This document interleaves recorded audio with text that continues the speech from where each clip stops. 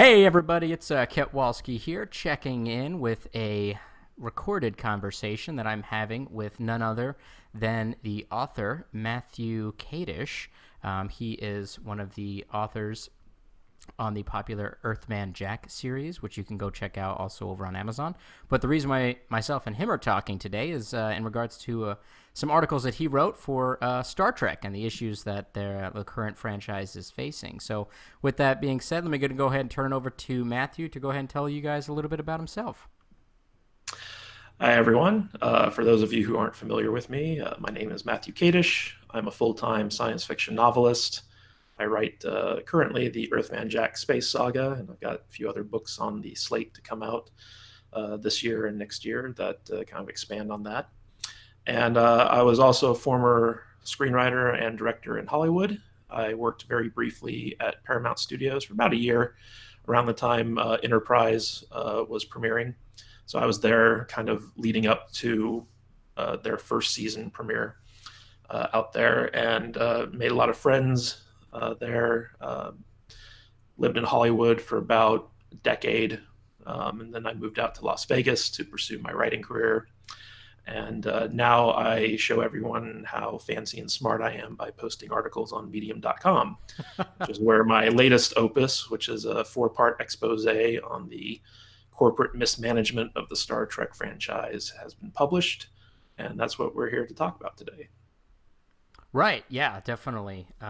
So I'm definitely interested in talking a little bit about your, I guess, time over at Paramount slash, the production studio for Star Trek Enterprise. I want to hear a little bit about what that process was like for you. But really what caught my attention towards your articles was that it was covering a topic that kind of took the Trek community by storm just recently. It's something that people have talked about for a while, but it really just created like a whirlwind experience after a video was posted up online through another content creator group. And I took a different stance than they took with it. So it was kind of a lot of grandstanding on both sides to what was going on there. And then I got turned over to your article, which really is essentially a really great fair and balanced kind of look at what's going on with Star Trek as a franchise as a whole. So I wanted to ask you, what made you decide to write this? What was your motivation for, spending all of that time? I imagine it was a lot of time and effort on your part. What led you to doing that? Well, I told you that I write science fiction novels, and I live in Las Vegas. And out here, every August is the big, Star Trek convention. Right. And I've been a bit fan of Star Trek since I was a kid, and I know that Star Trek fans are very passionate science fiction fans. So I would basically get a booth at the Star Trek convention to help sell my books and, network with other Star Trek and science fiction fans and try and build my readership and my fan base that way. Okay. So like I've done the convention multiple times, and on the 50th anniversary, they made a change where every product had to be officially approved by CBS Consumer Products before you'd be allowed to book your vendor booth. So basically every vendor at the Star Trek convention, and this is the first time this had ever happened, had to basically submit to make sure that, the stuff that they were selling was approved by CBS Consumer Products. I thought that was kind of weird because, it's a fan convention and they never had to do this before. Right. But this was kind of around the time Axanar's lawsuit was hitting, and Right. they had kind of started a new crackdown on fan stuff and unlicensed material. And for the 50th anniversary, it was going to be this big production out here. So basically, they had this decision made where they had to make sure that only licensed products were going to be sold at the convention. And I don't have anything to do with selling Star Trek stuff, so I was easily approved and got my booth there. But I just thought it was kind of like a weird, like they've never done this before. I wonder why they're doing this now. And while I was at the convention, sometimes you have some downtime at your booth where there's like some type of presentation going on in the other halls, and everyone's over there, and so you're just kind of sitting at your booth picking your nails and chit-chatting. And I had a friend of mine who has helped me out at my booth who was a lawyer, and I kind of brought up like how all this, all the booths had to be pre-approved this year. And he started telling me about like the licensing structure of Hollywood because he dealt with some of that stuff before. And it kind of filled me in on, how crazy the studios can get about, their licenses and their copyrights and things of that nature. And I was like, oh, that's kind of interesting. So that's the thing that kind of initially got me started on the topic. Right.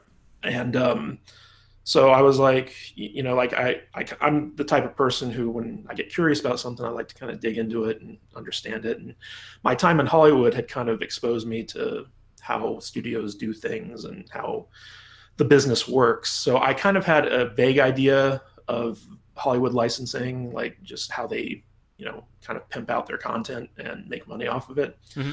But I was like, I'm genuinely interested in how this actually operates, especially when it came to Star Trek, because I had heard a lot of rumors about like, how complicated their licensing structure was. So just out of general curiosity, I started doing research into this. And what I began to find, especially in regards to like Paramount Studios and CBS Studios and Viacom and stuff like that, was just like mind blowing, because it was right. It was just like you couldn't, like, if you actually tried to screw things up harder, you couldn't succeed as much as these guys did. Right. Yeah. Right. So I kind of got the idea. Around this time, I had started just posting articles for fun. I've posted a couple articles from a storycraft perspective on other movies like The Last Jedi and Mission Impossible and things like that, where basically I break down these stories from a writer's perspective and talk about the concepts behind certain storytelling techniques and things of that nature. Mm-hmm. And I was having a lot of fun just coming up with articles and posting them on medium.com. And they were getting a lot of attention on Twitter because people really liked what I had to say. And so when I was sitting down trying to think of other articles to write, I'm like, you know what? I see a lot of misinformation out there about, the licensing structure behind Star Trek, because a lot of people are like, oh, well, CBS got the rights to the TV shows, Paramount got the rights to the movies, and that's all there is to it. And I was like, no, there's actually a lot more to it than that. So I basically said, like, I want to write like a series of articles kind of explaining this so that people have something that they can refer to that kind of walks them through the details of Hollywood licensing, and specifically in regards to Star Trek. So I started doing research into it, and like I have, my job is writing novels, so this was kind of something that I do on the side just for fun. So it took me months to craft these exposés, but I kind of like would work on it just intermittently in my spare time, because a lot of my time was actually just spent in research. And once I had all my research and all my notes, I was able to sit down and write these articles. And in the meantime, that content creator that you mentioned earlier came out with a video. I was like, drat, he beat me to it. Right. And then I watched the video and I was like, ooh, he got kind of like a lot of the foundational stuff, like leading up to the licensing explanations, right? But when they started going over the actual licensing structure, there was a lot that they didn't get right. And, that it was just probably because they didn't truly like understand how Hollywood operates, in the sense that the business aspect of Hollywood is actually very murky unless you've actually been in the industry and kind of seen it firsthand. It's very mysterious, like the Hollywood accounting system, all this other stuff. There's just so much that the general populace doesn't know. And the guys who made this video, like, I like their channel. I watch a lot of their videos. Mm-hmm. And I genuinely agree with a lot of their opinions on stuff, but they just got a lot of stuff on this particular topic wrong. So I was like, well, that makes me feel a little bit better, so I can continue working on these articles. I'm not wasting my time. And so these articles were like, it turned out to be like 40,000 words long. It was just like a massive, it was almost a novel or basically a novel.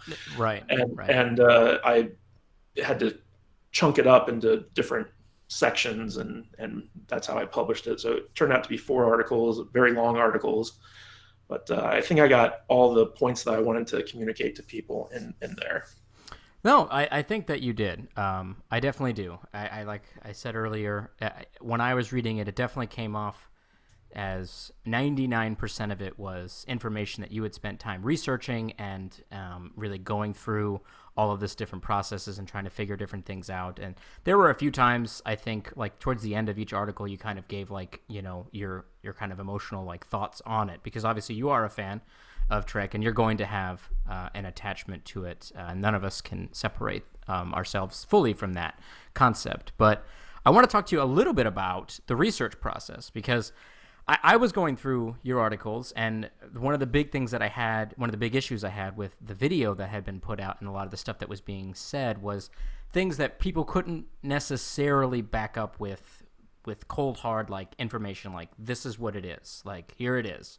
And so that was my frustration is okay, some of the stuff that you're saying makes sense and is backed up with what we know, and then some of the stuff is just maybe you're inferring it or you have a source somewhere, whatever that is. So you said that you went through a tremendous amount of research. So what were some of the resources that you used to try to get through a lot of the information, specifically about the information going on with Moonves, who is at the time the CBS CEO before he got ousted, and then also really getting into the specific situation regarding the license breakup, because you talk about how it wasn't just a simple, CBS gets the TV show and Paramount gets the movies, and you break that down. But what was your process to kind of get through it and get that information out there? Well, there's actually pretty much all of this stuff is publicly available if you know where to look for it. So I spent a lot of my time just going through reputable news sources, like not like comicbook.com and stuff like that. Right. Yeah. But like actual like trade papers, like so for instance, a lot of the entertainment side of things were, the stuff like development deals and things like that you can find in Variety, Hollywood Reporter, the two big trade publications in Hollywood, Deadline. Then, of course, you have some financial publications like Forbes and Wall Street Journal.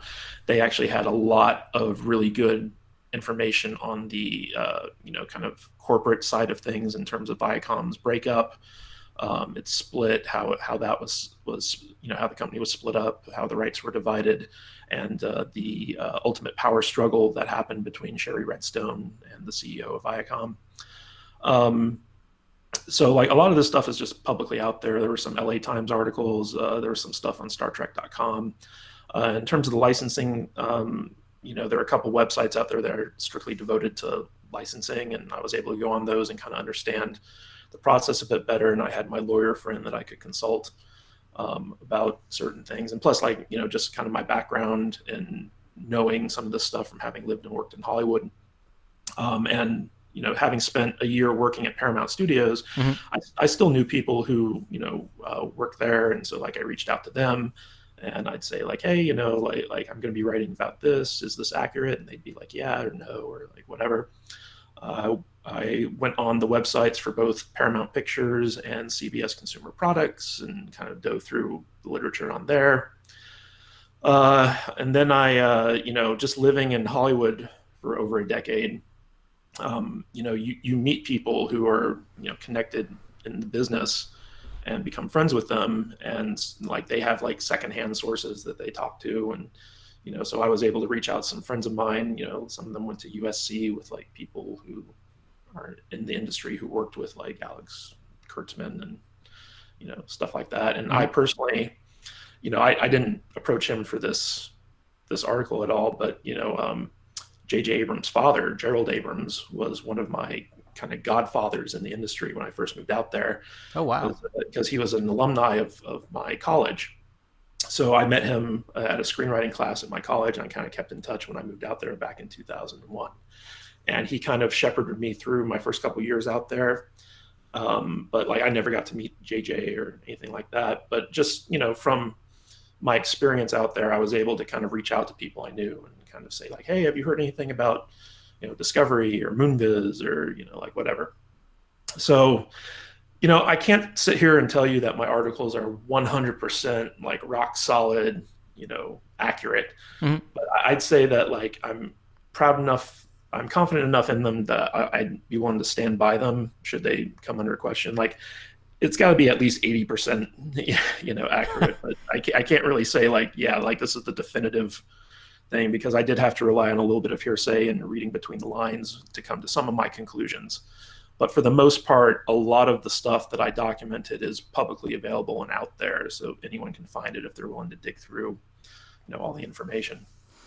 Yeah, no, that's I appreciate you saying all that, and that's also really cool that you got to know JJ's dad as kind of your mentor in the industry. That's kind of interesting. I didn't know that. But you bring up JJ, and I don't want to get too much into the specific things like word for word that you talk about in your articles, because I want everyone to go and read them and experience them for themselves.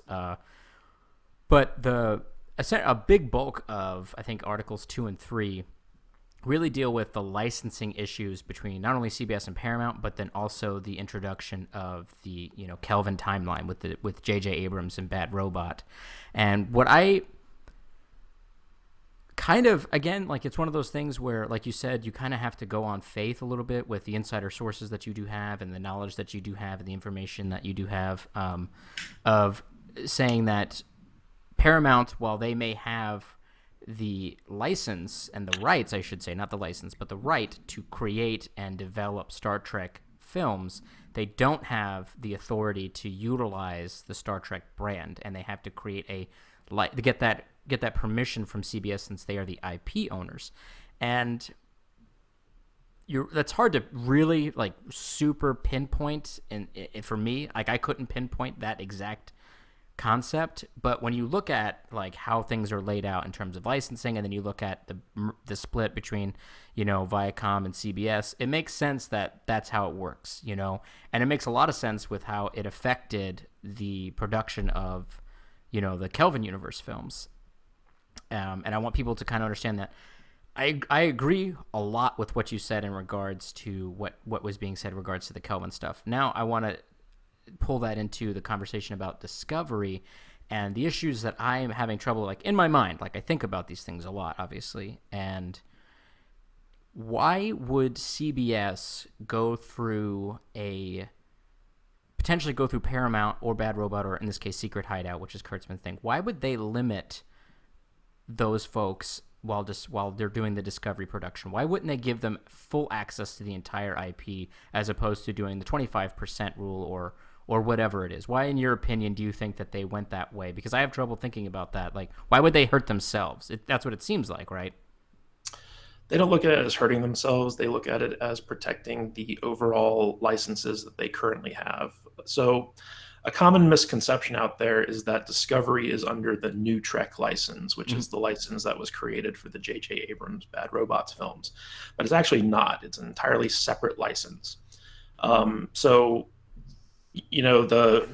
kind of give a brief rundown on this, so when Viacom split up into CBS Corporation and the new Viacom, Paramount Pictures was under the control of the new Viacom, and CBS got all of Paramount Pictures TV divisions kind of lumped in with it. And the TV division of Paramount was the one that owned all the Star Trek TV shows. And so CBS got the Star Trek TV show rights, which included the original series, the animated series, all of the Next Generation stuff, Deep Space Nine, Voyager, and Enterprise. Paramount Pictures kept the rights to their film library, so Star Trek the Motion Picture, Star Trek II, Star Trek III, all the Next Generation films, those rights remain with Paramount and the new Viacom company. Now, the kicker here is that even though Paramount owned the rights to those movies, they didn't own the elements that made up those movies. So they would have to license those back from Paramount, because a lot of those things are from the original series: the characters, the alien races, the starships, the planets, the gadgets, even the name Star Trek. All those original copyrights rest with the original series, which was under CBS's umbrella. So in order to make new Star Trek movies, they had to get a license from CBS to have the rights to use those elements that existed with CBS, at least like, in terms of the name. Now at the time they didn't know what type of movie they were going to be making. They just knew they wanted to make a Star Trek movie. Right. And when J.J. Abrams came in, he had this concept where he wanted to basically reboot it with Kirk and Spock in the original timeline. Now CBS, their licensing department, I couldn't get a definitive number on this, but the vast majority of their licensing revenue comes from Star Trek. And the most lucrative of those licenses is the original series.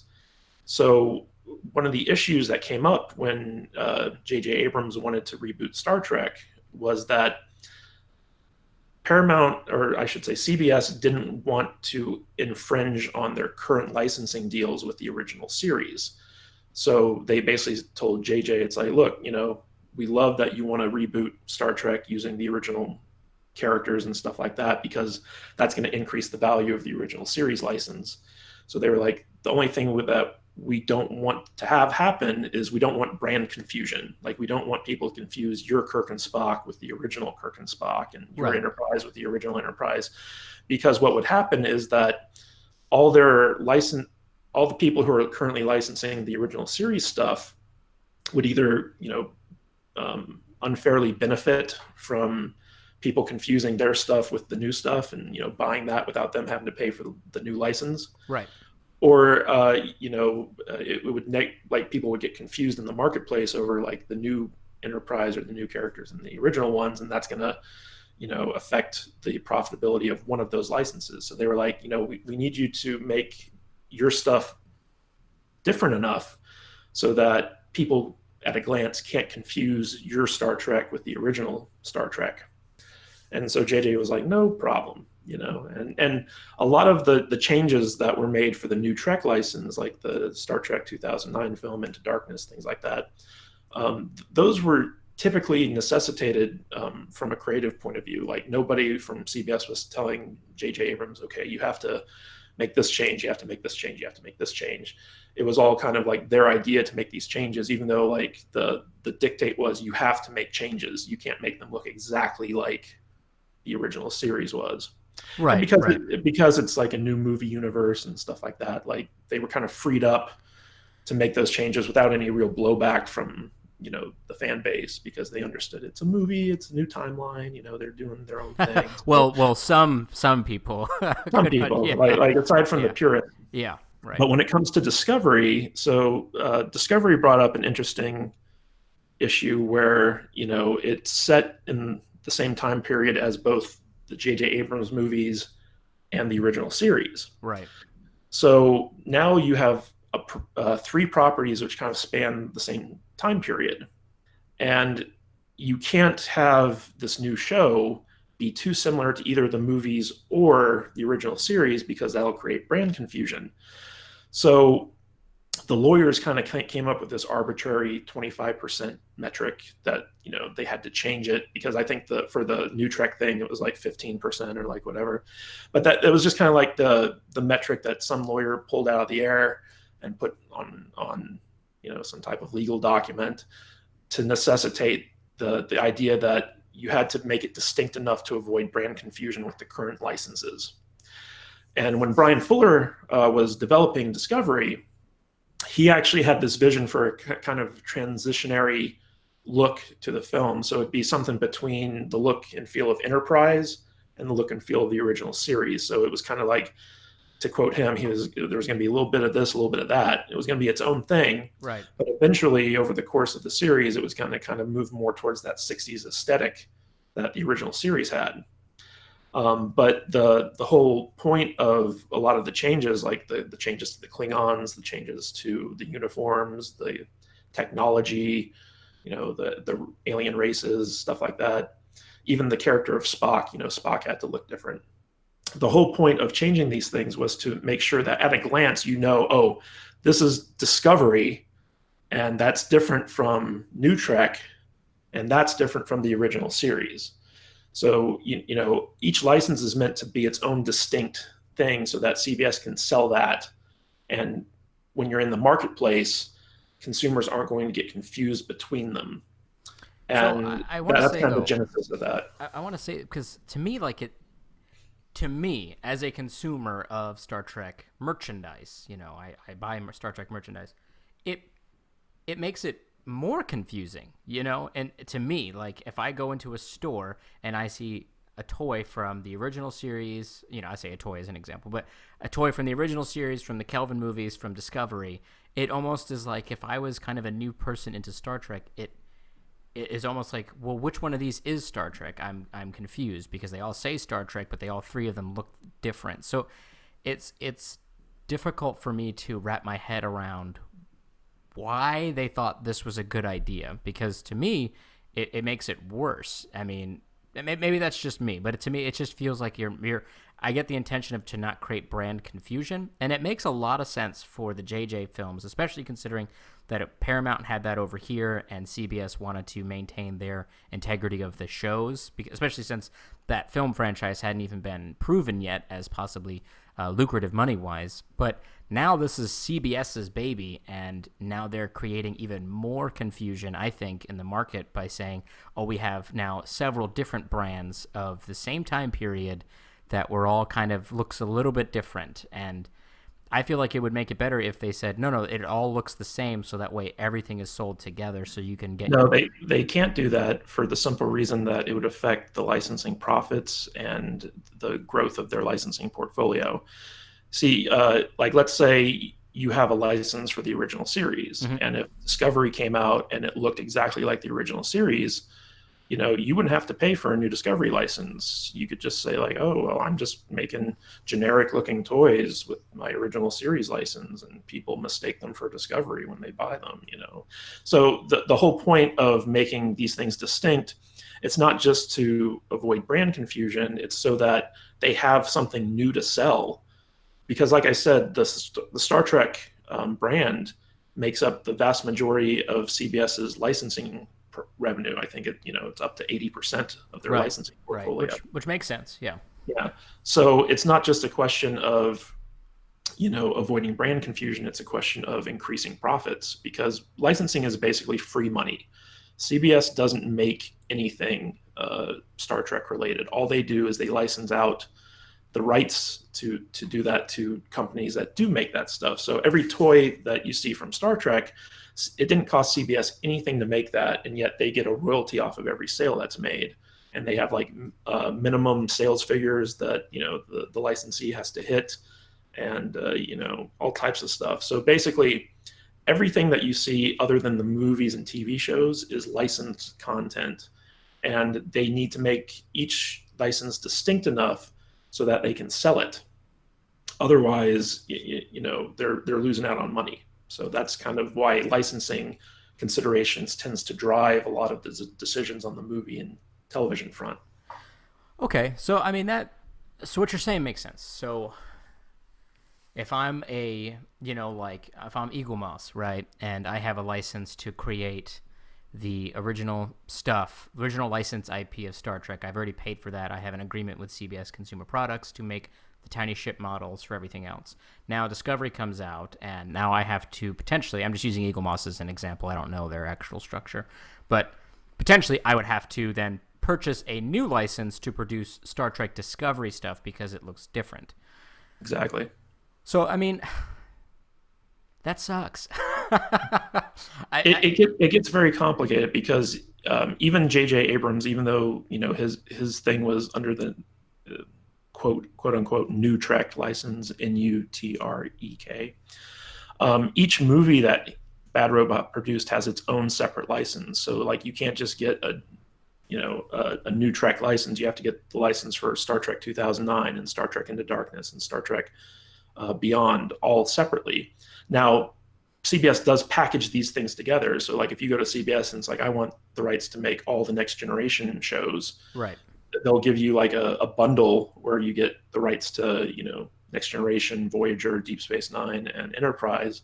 And, boom, you're off to the races. So you just pay like one lump sum for all four of those together, as opposed to having to get each one individually. And then like you can get an overall Trek license that covers all the movies and all the TV shows and stuff like that. And you just pay more for that privilege. So there's like a lot of different considerations to go into that. There's also territorial stuff. So there are different licenses for Europe and Australia and, Asia and like what have you. Right, right. Which, yeah, that's a whole, yeah, that's a Yeah. big issue. Yeah. Yeah. And then there are separate licenses for, like, for instance, t-shirts as opposed to toys, as opposed to like whatever. So there's a lot of different like tiers to the licensing structure, and CBS makes money off of all those things. And so they want to protect that because it's free money for them. And the licensing for Star Trek has saved Paramount Pictures numerous times throughout the course of its existence, in the sense that, sometimes movie studios, they produce a string of flops and they get hard up for cash. Right. But Star Trek has always been there to kind of bail them out in terms of the money that they lost because it's of the licensing deals that they had. And now that CBS owns that and Paramount doesn't, that's part of the reason why Paramount Pictures got in trouble and why Star Trek 4 isn't happening, is simply because they don't have that golden parachute of the Star Trek licenses to kind of bolster their failures. And when the CEO of Viacom, I'm blanking on his name right now, but he was the guy who got ousted by Sherry Redstone after I think Ben-Hur, which was a huge flop for yeah. Paramount. Yeah. They had like a string of like disappointing and huge bombs. They didn't have the revenue from the Star Trek licensing to kind of like mitigate that. So they had a very heavy loss, and that brought down Viacom's share prices. And this guy, let me look up his name real quick because I want to make sure that I'm getting this right. No, yeah, it's okay.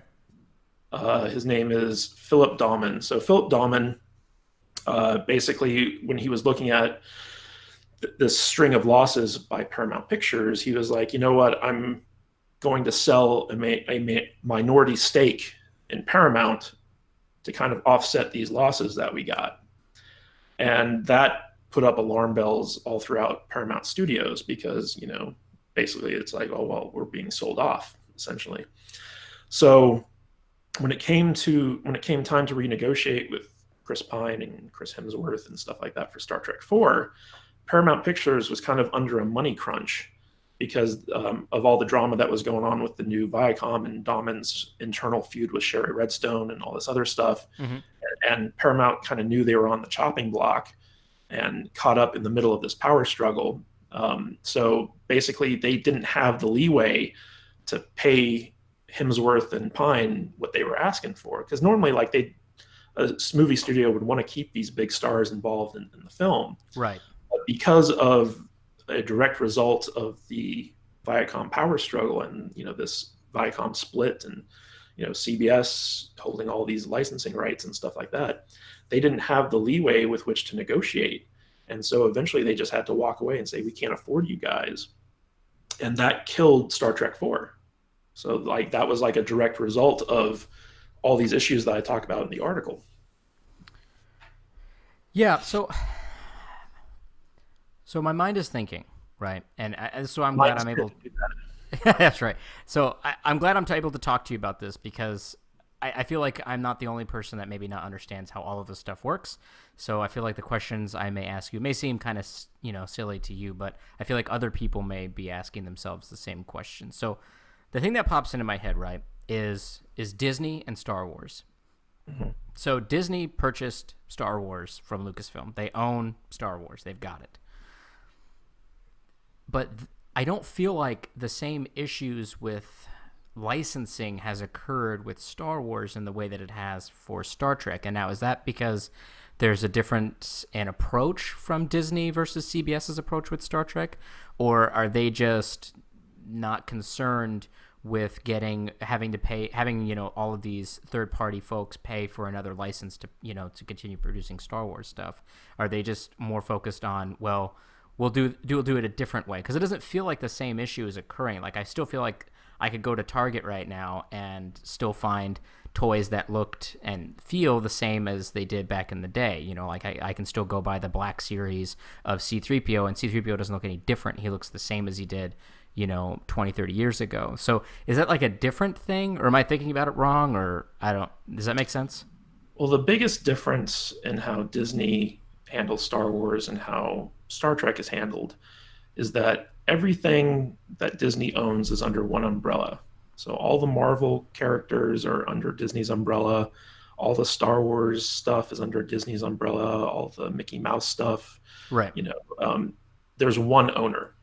When it comes to Star Trek, there are two owners, and there's a legal complication between the new Viacom and CBS Studios that didn't exist before those two companies broke up. When they were all under the Viacom banner, the old Viacom, you know, they didn't have a lot of these issues. And when they split up and divided the TV from the movies, it created a legal hurdle that hadn't existed previously. And when you factor in all the kind of corporate rivalries where you had Les Moonves, who didn't like the guys running Viacom, and he would try to, like, you know, take Star Trek for himself and, you know, all this other stuff to try to screw over Paramount. You know, that didn't happen when everything was one company. Now, when it comes to Disney and Star Wars, I'm not as familiar with how their licensing structure is set up, but my assumption is that it's probably divided by, you know, original series or original trilogy, prequel trilogy, and new trilogy. Right. As opposed to doing it kind of like how CBS has it structured, where it's like on a series and you know, movie basis, where everything has its own individual license. So Disney might group those things together. They might just have a general Star Wars license. But you know, it really just depends on the company that owns the rights. Disney has to give some perspective to this. So Disney's licensing portfolio is something like $56 billion. Okay. In contrast, CBS's licensing portfolio is like 300 million. And like I said, 80% of that's probably Star Trek. So that's one of the reasons why they kind of micromanage the Star Trek licenses, is because that's pretty much their entire licensing deal. Like they have stuff like, you know, The Big Bang Theory and The Good Wife that they like Survivor, you know, that they license this stuff out. Right. But a lot of that stuff, it's not evergreen. Like once a show goes off the air, it tends to die off and the licensing revenue drops. But Star Trek has always been a very steady, you know, earner for them. And so they probably put a lot more importance on the management of it than some studio like Disney does with Star Wars. Obviously, Star Wars is, you know, an important license for them. Right. But they probably don't micromanage it the way that CBS does. No, that makes sense. You know, I mean, you say micromanage. I'm thinking of it as, it sounds like to me, like from what you're telling me, it seems like they're almost kind of nickel and diming it in as much way as possible. Yeah. Well, I mean, they exert an enormous amount of control over the license. So, for instance, they have to approve every book and every comic book that's ever created for Star Trek. Like they will have people at CBS Consumer Products sit down and read through the book, and if they feel any changes need to be made, they will order those changes made, or else the book can't be published by the licensee. Things like they need final approval on the toys, they need final approval on pretty much everything before they can have it be sent to market. And that part of that's a quality control thing, but another part of that is just making sure that, you know, the licensing is all being used appropriately and that they're getting their fair cut of it. In fact, CBS, you know, is hiring or creating a new position just to oversee Star Trek as an executive position. It's like, you know, president of Star Trek or something.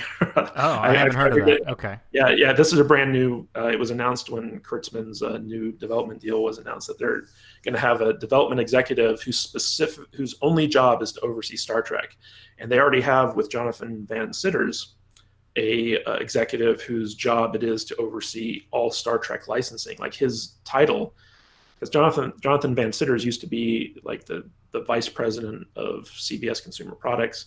And now, like, his title has been amended to like the vice president of Star Trek Consumer Products or something like that. He's specifically only about Star Trek. Okay. And that's how much they value this license, is because it's so important to their bottom line, because it makes up the vast majority of their licensing revenue. Okay, so let's shift gears a little bit here. Talking a little bit about the corporate structure over at CBS. So in your last article that you wrote, You did hit Alex Kurtzman pretty hard, and you laid out some really good information about concerns that you have regarding his ability to churn out a quality product, and you go as far as to whether stay or kind of imply or kind of generate an idea that he has some good ideas, but a lot of his successes were attached through collaborations with other more successful people. So do you think that Kurtzman potentially may be able to pull out a win for Star Trek in the future? Or do you think that it's going to be kind of mismanaged until they eventually cancel the show after season 3? Well, I don't think they're going to cancel the show. The whole kind of business model for being on a streaming service, it's very different from network television. So like if Discovery were on network TV and it wasn't pulling in the ratings and they couldn't, sell the advertising spaces, then it would be canceled. But streaming's different because it's subscription based. So like the whole point of the content for the creation of the streaming service is simply to attract new subscribers and retain the subscribers you currently have. So it's a different metric by which they judge the success of these original series. And also, like, once you have them, they're always there. They're always available. Right. So I think that when it comes to Star Trek, CBS is evaluating things differently than they would if it was on broadcast TV, which is why I'm not surprised, Discovery got renewed for a third season, and it's probably going to go at least until it gets the necessary syndication, right. number for episodes, right? So that they can, if they want to, at a certain point in time, sell it for syndication purposes or what have you. So it's a different way of looking at it. When it comes to Alex Kurtzman, I knew a lot of people like him in Hollywood. Like you tend to meet these guys who work in the entertainment industry, and what they are is, I call them the creative idiots. Okay. And that's not to say that these people are bad necessarily, but it's that these are people who have wonderful ideas, like they're big thinkers, and they have these huge bouts of inspiration, and they're charismatic enough to sell people on their vision. However, outside of these big ideas, their actual skills in the creation of these ideas are lacking. Kurtzman had a reputation for a very long time as being a bad writer. He's not good with dialogue. He's not good with plotting. And he also has no artistic integrity at all. He's kind of like the exact opposite of who Brian Fuller is. Brian Fuller is a wonderful writer, and he's a great plotter, and he has too much artistic integrry to his detriment. Right. So basically, Kurtzman is someone who, like on paper, he's the right man for the job, but in execution, he always falls short. And I think that, if you look at his track record, his biggest successes were always when he was partnered with Roberto Orci, his former screenwriting partner, who could kind of make up for some of his deficiencies. And also J.J. Abrams was always there to tell him, like, Alex, this sucks, change it. Right. Right. And, there was this kind of like elite cabal of, Hollywood insiders that he would work with and pal around with. And I think that was a big reason for his early on success, because him and Roberto Orci were very successful, hit makers in Hollywood. But once he parted ways with Orci and with Abrams and kind of went out on his own, he's had nothing but a track record of failure. And I think that's because despite his great ideas, he's very poor at executing them. Like, his skills as a director, he's not a good director. Right. He's not a good writer. And I'd even argue that I'd go so far as to say he's not a good producer. But when it comes to like the idea portion of it, like it's like, oh, I'd love to see a Picard series. Right. That's a great idea. Yeah. And then when we see the Picard series, we're going to be like, I don't know about this.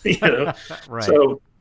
So like that's my biggest issue with Kurtzman, and people like him are a dime a dozen in Hollywood, in the sense that basically, if you're a good salesman, you get these big deals. If you have the right connections, you get these big deals. You don't have to have the talent to make a good show or a good movie. You Right. just need to have, the right words and the right connections.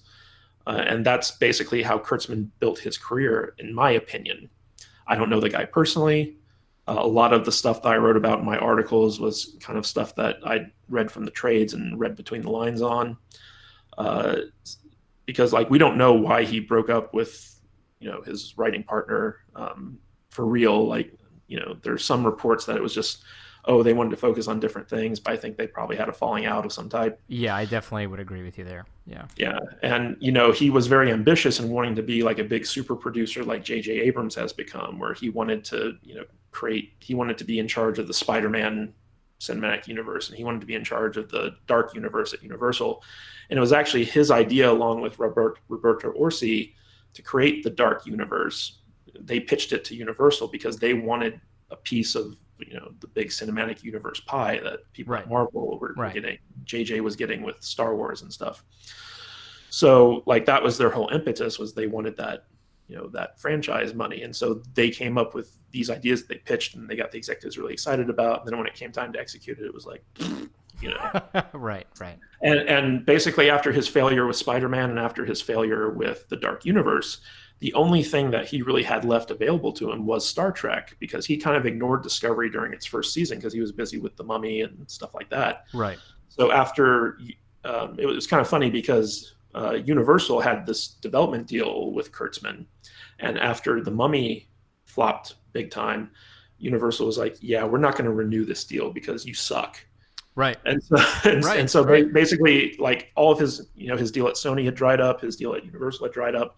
So he's like, I'm just going to go back to CBS and focus on Star Trek, even though he's not known for being like a real Trek fan. He's kind of a casual Trek fan. So basically, he went back there and threw all of his energy into the development of season 2 of Discovery and coming up with new ideas for the CBS All Access programming. And so he came up with a bunch of ideas, and he went to the vice president of programming and kind of pitched him. And the guy loved all the content that he was pitching, and basically gave him a new development deal with CBS to make new TV series and make new Star Trek series and things like that.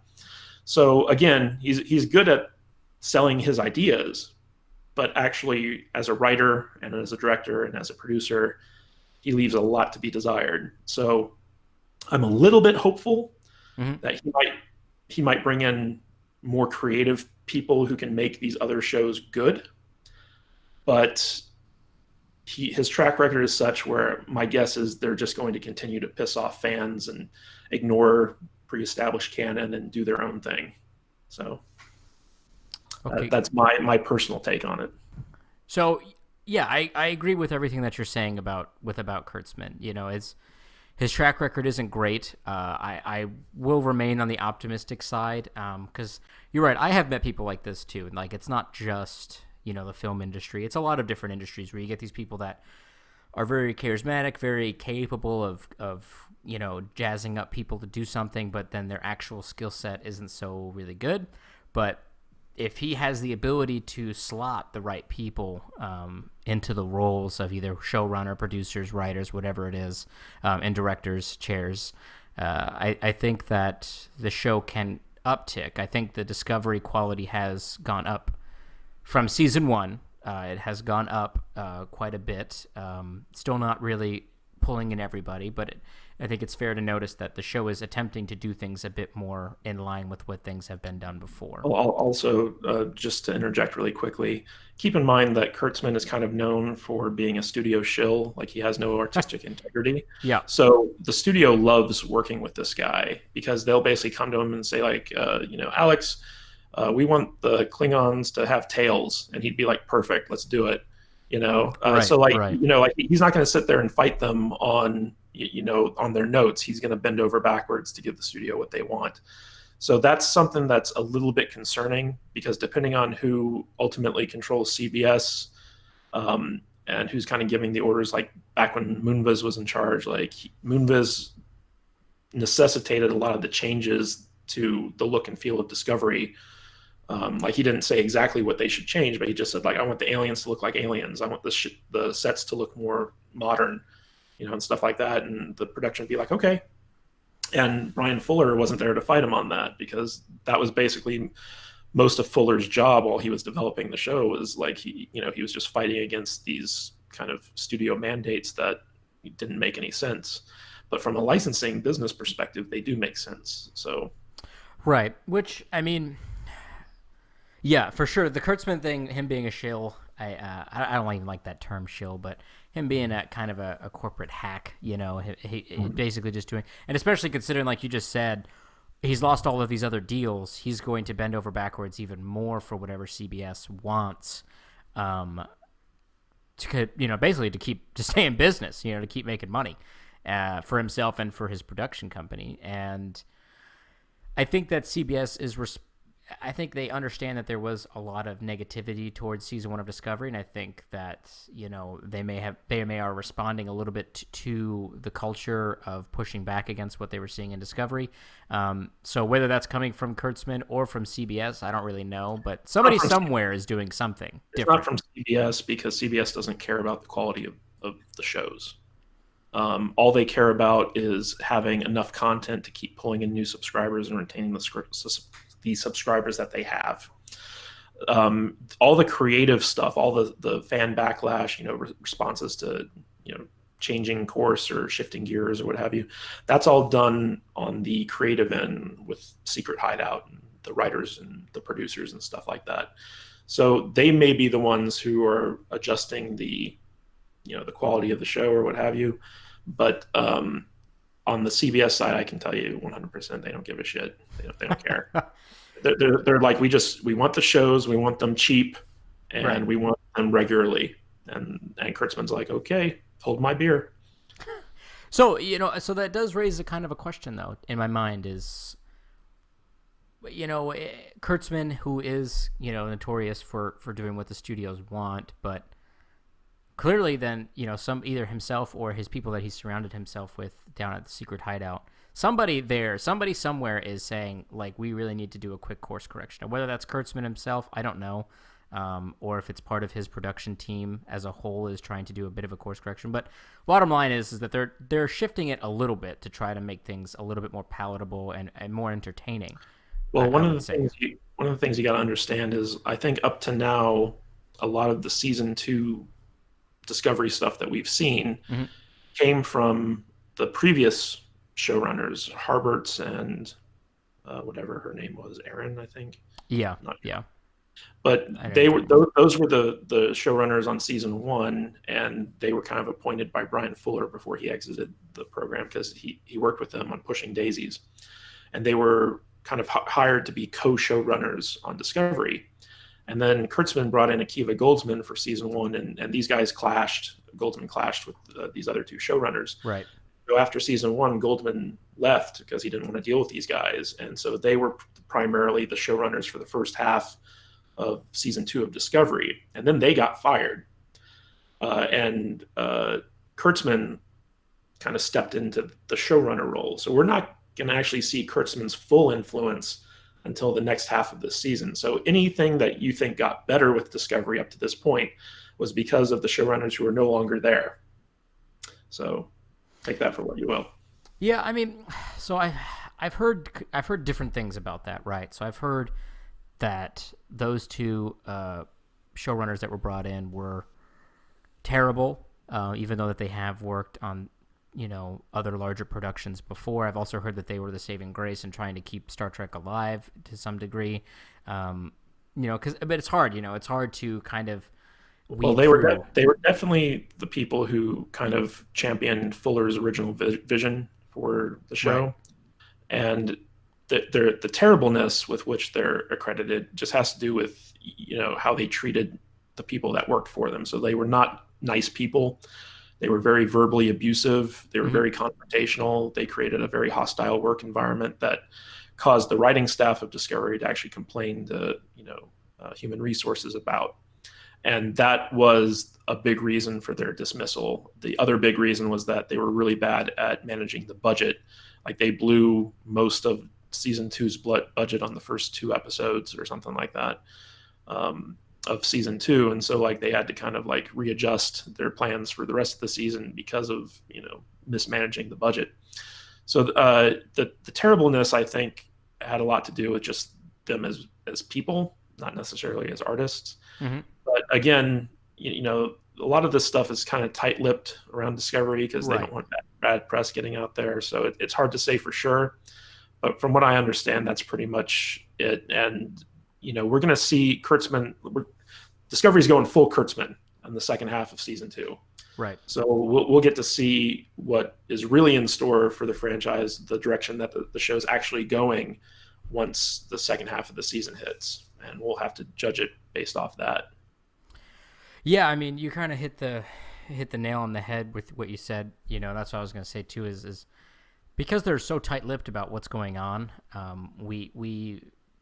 say we as in like a collective of the fan base as a whole, don't really know exactly what's happening, which is both good and bad, right? Because it's like, okay, so the bad press isn't getting out there on a day-to-day basis, but when something does happen and there's no real good explanation for it, it just looks bad, and then everybody kind of theorizes around that. So it creates a sense of, I mean, just you and I talking, like, it just sounds like the production is a mess, and meanwhile, everyone's just saying, like, give us good Star Trek, and they're behind the scenes, everything is just all over the place. And they haven't really quite they went from Fuller to those two to another showrunner that Alex Kurtzman hired, and now we're back to Alex Kurtzman and his team. And you're right. I mean, we've had such an ebb and flow of quality that it's like, well, who did the good episodes and who have done the bad ones? And well, we're going to find out what's really going on. All the drama behind Star Trek Discovery has come from the Fuller camp. So Brian Fuller and the people that he put in place, those people are all gone now. And Kurtzman, he's the guy the studios love because he's the guy that does whatever he's commanded to. And so I think you're going to see a lot of that behind the scenes strife go away under his stewardship. But at the same time, you're also probably going to see a lot more controversial decisions that the fans aren't going to like because, they're going to be, Kurtzman does not concern himself with continuity or canon. You saw that with the J.J. Abrams movies, right? And you're seeing that now. And that's problematic. And a lot of people also don't understand that it's a completely separate license that he's dealing with. He has no connection to the J.J. Abrams movies at all. So, he has to make changes to make all of his stuff different, not only from, those movies, but from the TV shows. Like, for instance, this Picard series, they're going to have to make it distinct enough from the Next Generation shows to have it be immediately distinguishable just at a glance. So you're probably going to see a lot of changes from, the Next Generation to the Star Trek show, just like you saw changes from the original series to Discovery. And, that'll just upset fans more probably. So let me ask you this, right? Because obviously the 25% thing has been floating a little bit around. And then that one designer, whose name escapes me right now, posted about it, talking about it on Facebook, and has since retracted that. And then CBS production studio came out and said, oh, we didn't change the look of the Enterprise by 25% because of legal reasons. We changed it through creative reasons. So you're saying that is just misdirection, and that's not the case. Yeah, basically, let's see, the guy who did that was, because I mentioned him in my article here, John Eves.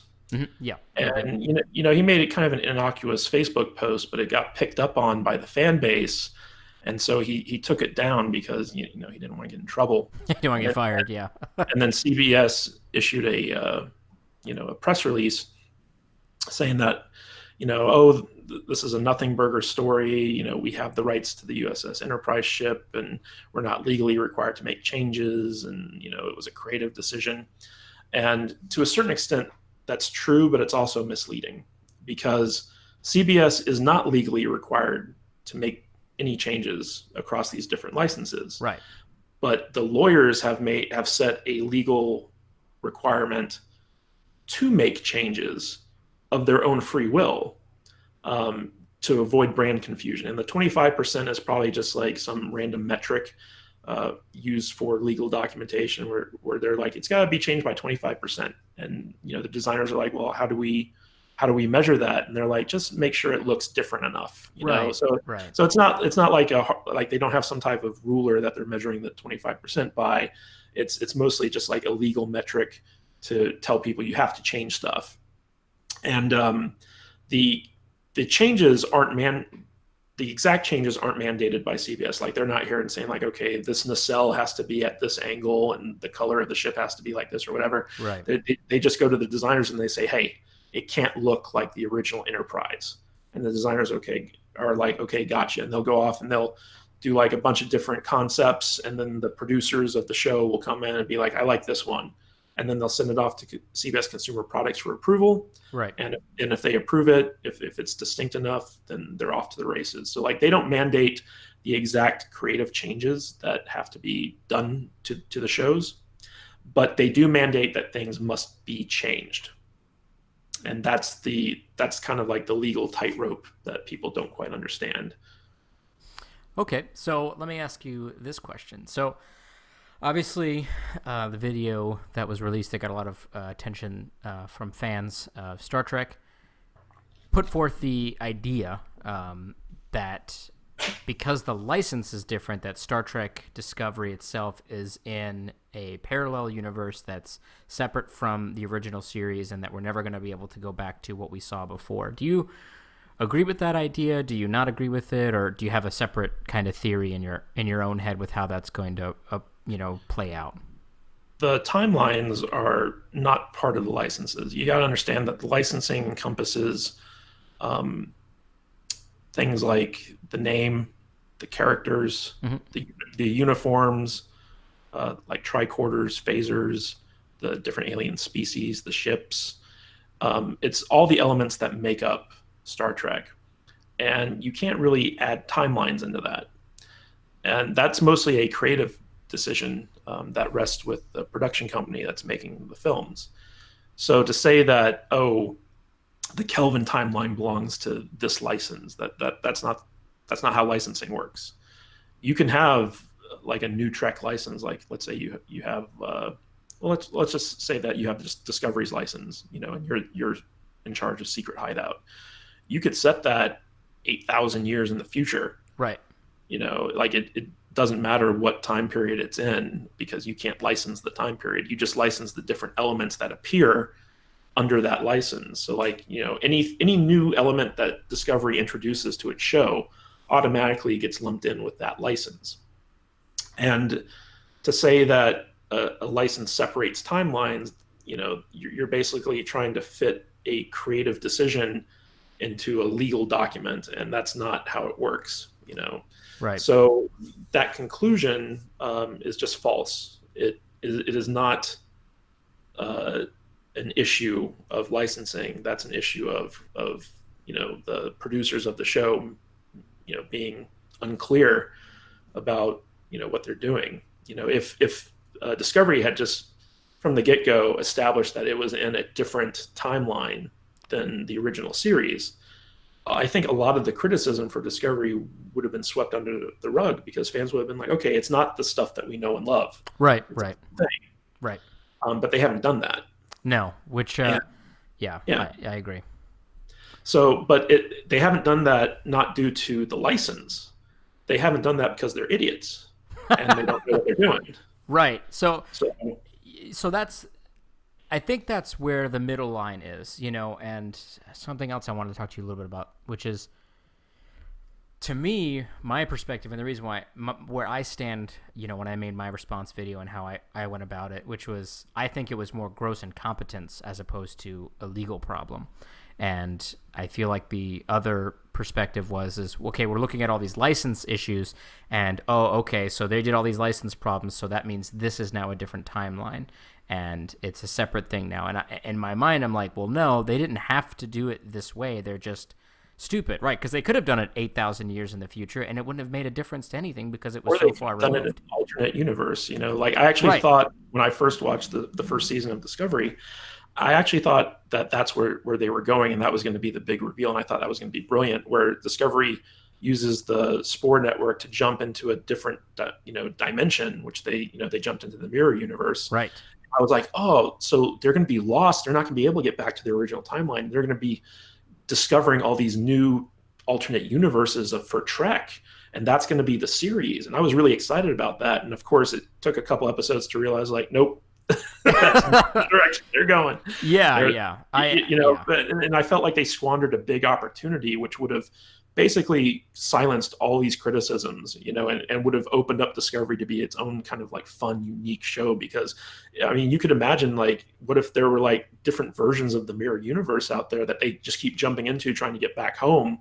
And it was so ripe for so much creative, like, storytelling possibilities, and they just threw it out the window. Yeah, I agree with you 100%. I actually think that you and I had the exact same thought, even though we never talked about it when it was announced, because Brian Fuller said, oh, it's going to be an anthology thing. That was kind of like one of the earliest things that he talked about. That was his original concept, right? Yeah. So in my mind, I was like, I didn't know about the spore drive at the time, obviously, but in my mind, I just assumed that they were going to be jumping through universes or time periods as part of their thing, kind of like a la like Lost in Space type thing, where we're trying to get home and we're jumping around, and each season was going to be a different thing. And you're right, that would have been great, but funny enough, the spore drive was never Fuller's idea. It was not part of his original vision for the show. From what I understand, his original concept was that the mycelial network, or whatever it is, it was a terraforming thing.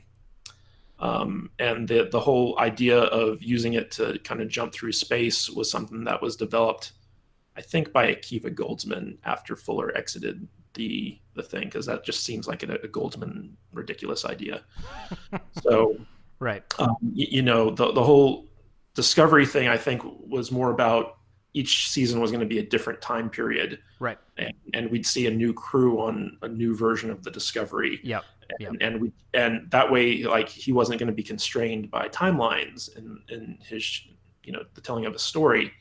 And that all changed when CBS kind of put its foot down and said, we don't want to do an anthology. We want a regular series. Let's see how this goes. And then once Fuller left, it was just kind of like, well, it felt like they were moving towards that. I think when you get to the mid-season finale of season 1, you're like, oh, this is set up so that that's what they're going to do, and that explains all these differences. Right. And then it's just like, nope, we're just going to go right back. Yeah, you're going to hit the reset button.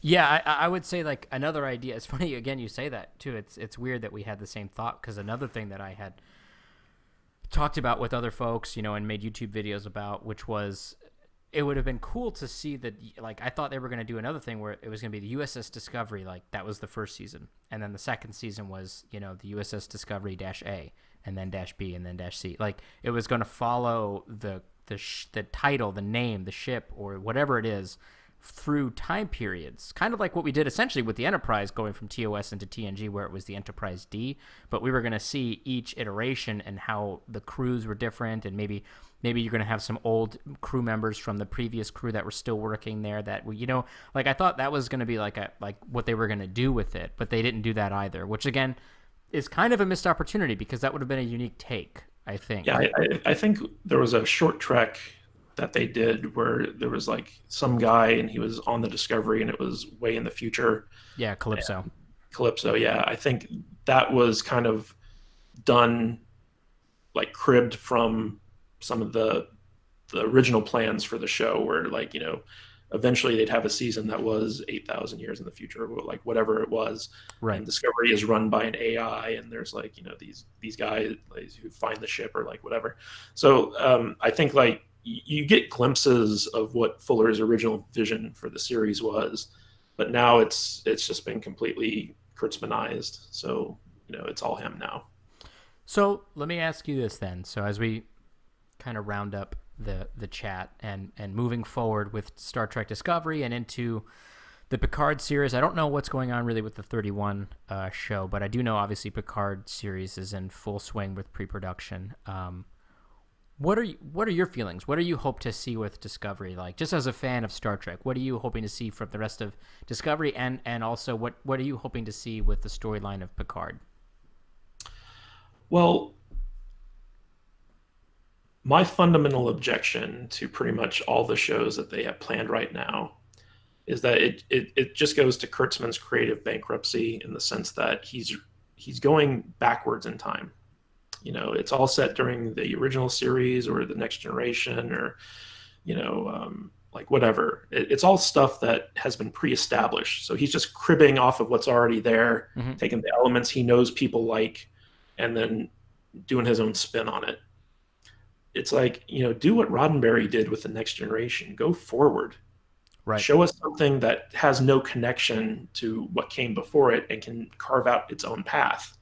That's what I would like to see. Is I would like to see new Star Trek as opposed to a retreading of old Star Trek.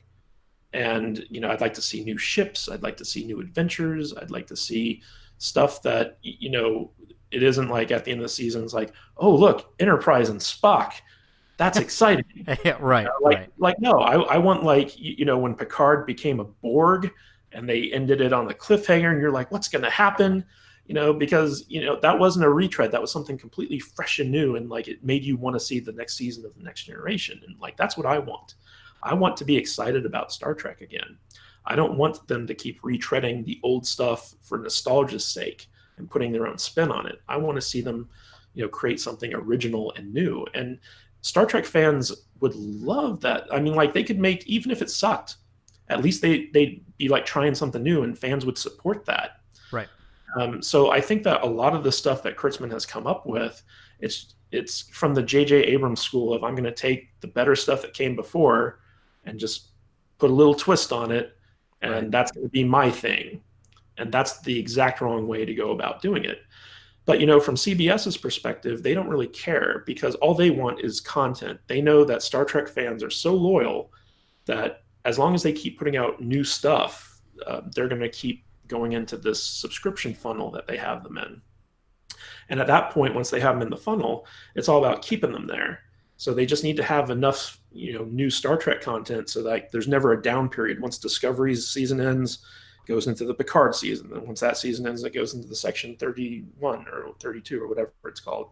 And it just keeps going and going and going until it's time for the next season of Discovery to start. And that way you keep people paying that subscription fee month to month for the entire year. Right. And that's really what their ultimate goal is they just want enough content to justify people continuing to pay them a subscription fee. And to me, that's just, it's soulless and it's bankrupt. And they're going to just continue to exploit the IP in order to get there. And they don't care about the quality of it.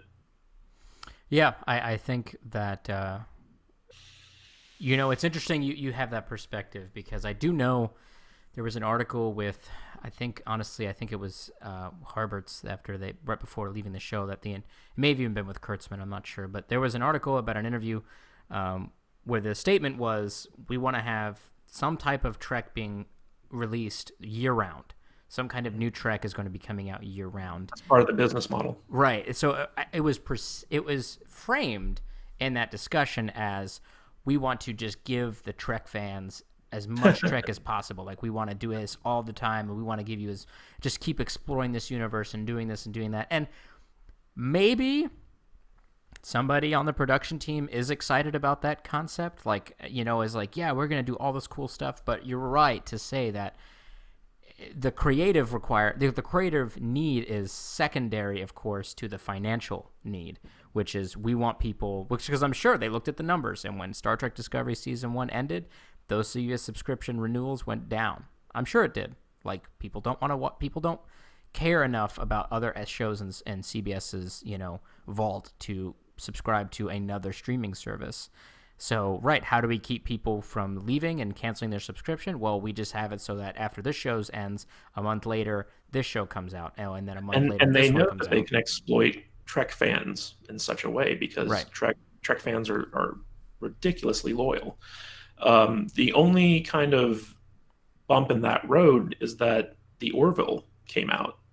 And the Orville is free, and it actually captures the spirit of classic Trek far better than all the new stuff.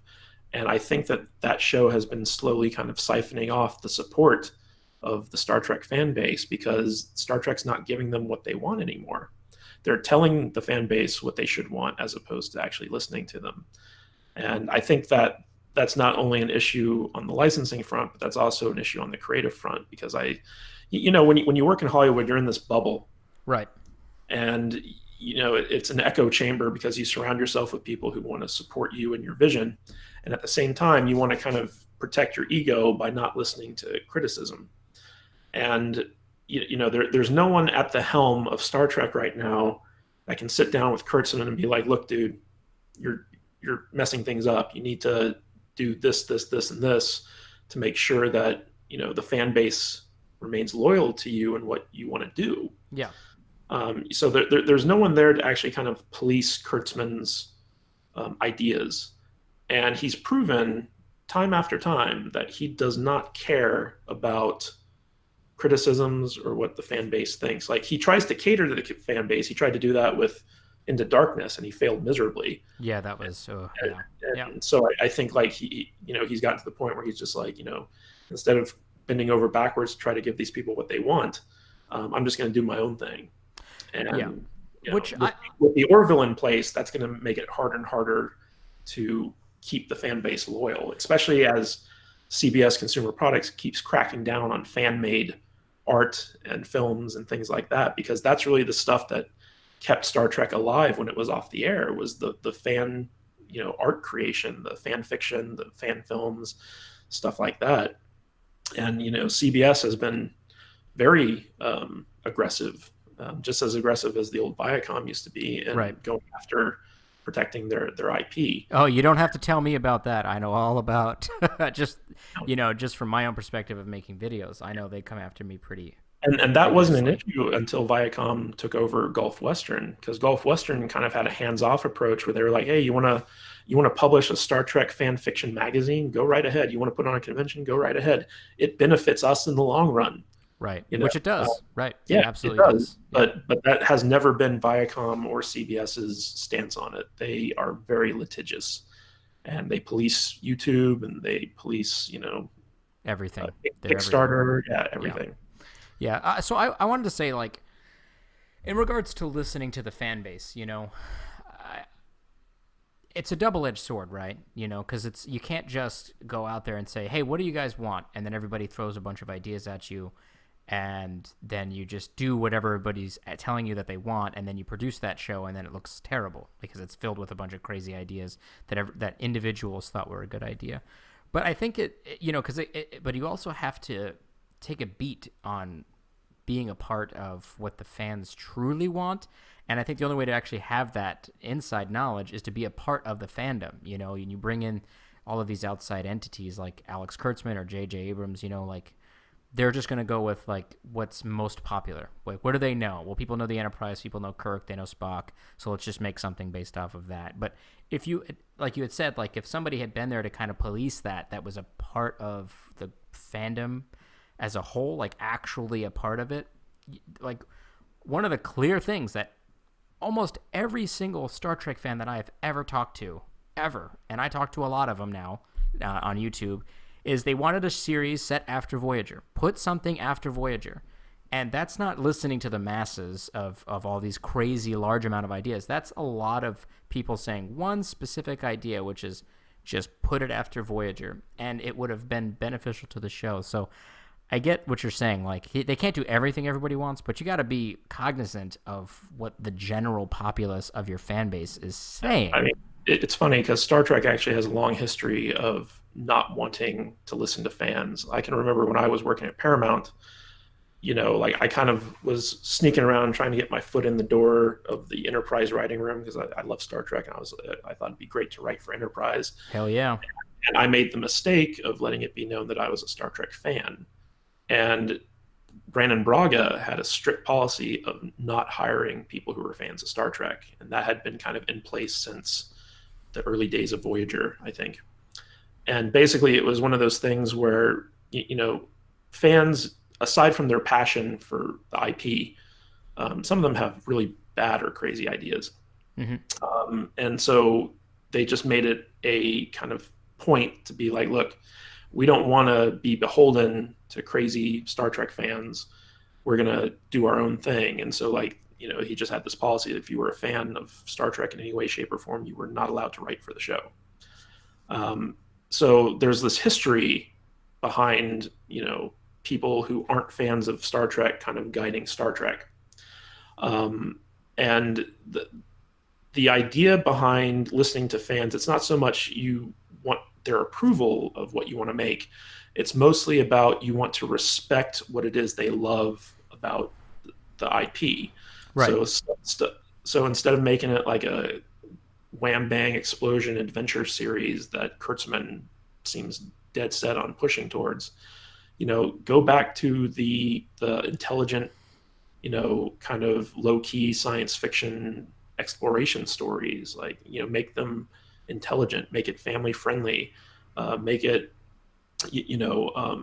thoughtful, focus on the characters, do all the stuff that fans love and respect about the IP, be consistent with that, and do your own thing as long as like you're consistent.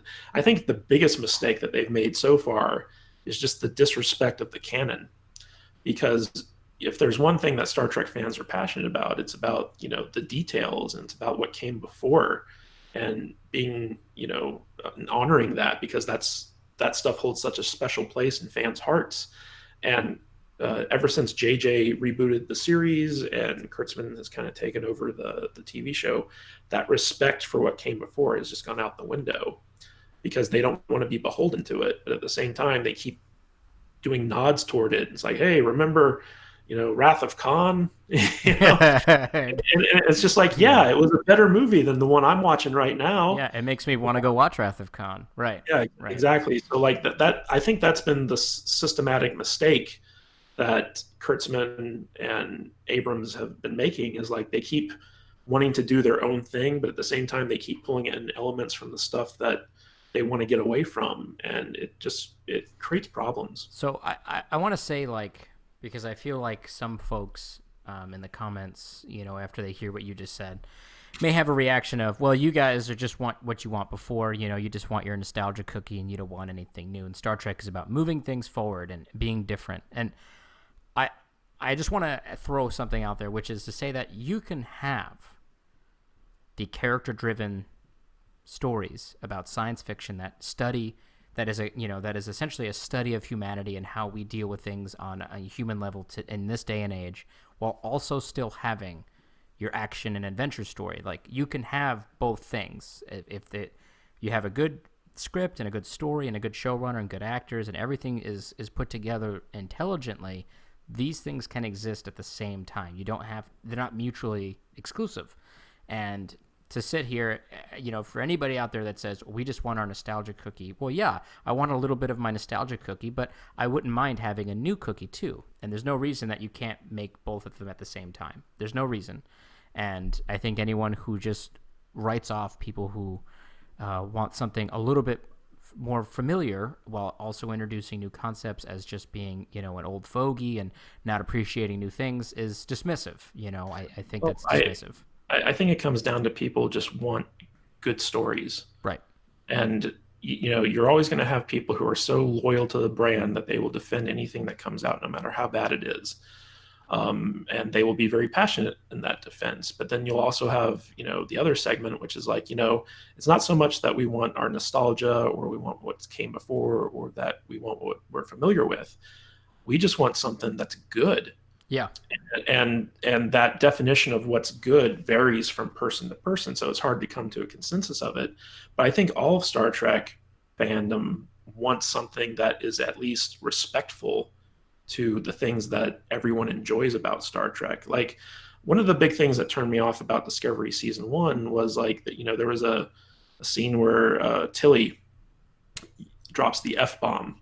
Yeah. And it was in the most like cavalier, stupid way where it just felt shoehorned in there. Right. And it was like the people who were making the show was like, hey, guess what? We can curse now. And it was like, it was just so gratuitous that it instantly turned me off, because I was like, what if my kid were sitting beside me when we were watching this? Because Star Trek has traditionally been, kid friendly in the sense that there was no sex or bad language or gratuitous violence that would, that you wouldn't want your kid to see. I grew up watching Star Trek with my dad, and stuff like that. And he never had to worry about me being exposed to something that I wasn't, supposed to be exposed to when we were watching it together. Right. And that's not true with Discovery. Like, you saw Klingon boobies, you saw, bad language, you saw really horrific violence and torture and stuff like that. And it like, in watching that, I was just like, this isn't the spirit of Star Trek that I would want to pass on to my kid. Like, I let him watch, the Next Generation and the original series and stuff like that, but I wouldn't let him watch Discovery.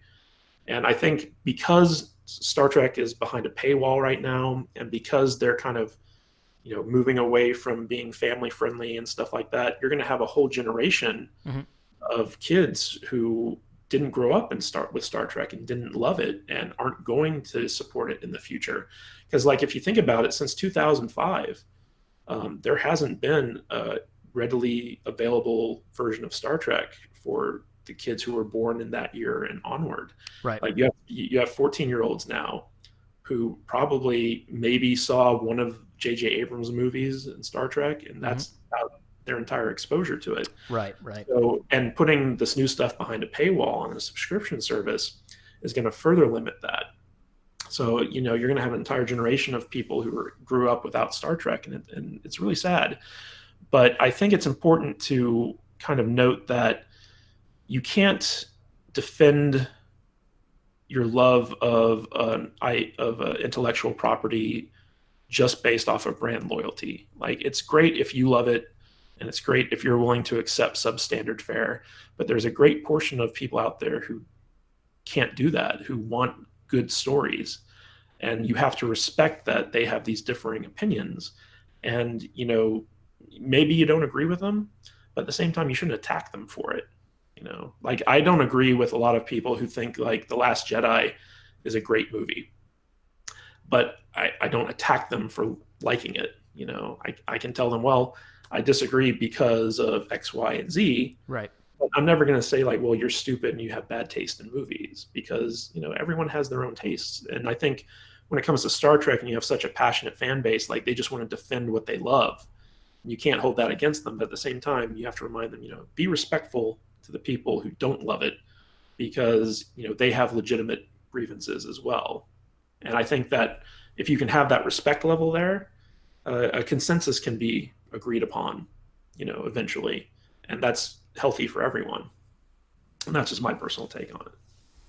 No, I think those are wise words, and something that I think that we sometimes forget, especially when dealing with each other online and commenting back and forth with each other. I'll tell you this. Every time I've been to a Star Trek convention, the people I meet there are so amazing. Like, just the fans, the people who come because of a pure love of Trek. I've never met someone that I didn't like at a Star Trek convention. And the fandom for Star Trek is some of the best out there. And I just hope that continues. And I'd like to see it continue. And the only reason that it wouldn't continue is because of these corporate overlords that are kind of like messing with the franchise. And if you read my article series, like, I kind of go into detail about, the mismanagement of this franchise and, the history of it, and the potential for future abuse of it. And I think fans need to be more aware of that, and they need to, demand that, this stuff be cleaned up, because otherwise it's going to ruin the franchise forever. And I try, like, I don't want to, pass judgment on the different shows, because I've loved some Star Trek series more than others. The article's real focus is on the behind the scenes management of this stuff. It's not about saying Discovery sucks or Discovery's good or, right, what have you. It's mostly about the people making the decisions about where the franchise is going and how it's being delivered to consumers, and the mismanagement of it and the disrespect of the fandom. Like, I go into detail about, how CBS actively sabotaged J.J. Abrams' plans for Star Trek, and that kind of ruined what could have been like a really cool rebirth period for the franchise. I talk about all the behind the scenes drama that happened with the development of Discovery. And I talk about how licensing issues have affected Star Trek going all the way back to like 1993, and the damage that's done, and why Star Trek was off TV for so long, and the power struggle that happened behind the scenes that led to that. Yeah. So like there's a lot of stuff that I think that typical Star Trek fans aren't aware of, and I try not to pass judgment on the quality of the TV series or the movies and stuff like that. I just try to focus on the history behind what actually happened in their making, and leave it to people who read the articles to kind of make that decision on their own, like how they think things should go forward. Yeah, no, yeah, and that's why I said, I think that your article that you made was a great kind of middle ground road of just here's everything. This is what I know, this is what I've researched, this is what I've experienced, this is what's going on, and kind of putting it back onto the reader of just getting learned and then taking that information and either accepting some of it or questioning it or doing whatever it is, but not so much opinion as it is just the facts. So I do appreciate you taking the time to write that article, and I think it came out weirdly at a very appropriate time. There was kind of an explosion of this conversation on YouTube and on Twitter, weirdly at the same time you were releasing these articles, as you mentioned earlier. So I think it worked out pretty well, and I encourage anyone who's watched those videos or watched anybody's videos that talk about this to also include these articles in your understanding of what's going on to maybe possibly clear up some confusion. So with that being said, I think we're going to go ahead and sign off. Again, Matthew, I really appreciate you coming out and spending time with me, and hopefully we can get you on here again to talk more about Star Trek. Yeah, I'd love to come on. I could talk about Star Trek for hours, as evidenced by this video. If anybody wants to, learn more about my books or my articles, or just hear my opinions in general, if you agree with me, you can follow me on Twitter at Matthew Kadish, Kadish. I also have a Facebook discussion group where we talk about movies, TV shows, pop culture, stuff like that. You can find that at eggfbgroup.com. And also check me out on Amazon. If you type in my name into Amazon, you'll find my books there. So there's lots of different ways to find me. But, if you ever want to chat about Star Trek stuff, hit me up on Twitter. I'm on there pretty often. Awesome. Well, again, thank you so much for coming out, and I look forward to hearing everybody's comments down below. I will catch all of you guys and gals next time. Live long and prosper, my Trekkies.